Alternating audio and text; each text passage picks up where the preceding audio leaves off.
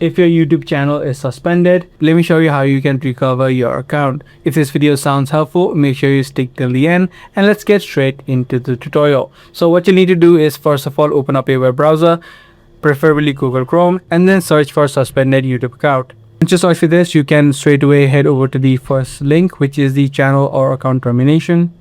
Inside of this page, you can scroll down, and these are all the steps that you can follow if you're using a computer currently. If you're not, and if you're on a mobile phone, you can scroll down further, tap on the this form option, which will then open up a form that you'll need to fill in.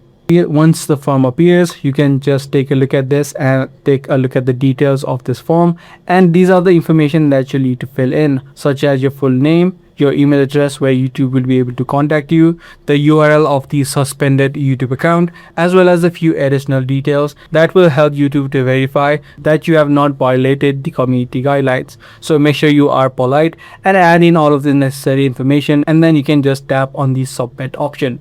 If you have not violated any community guidelines, then your account should be easily recovered.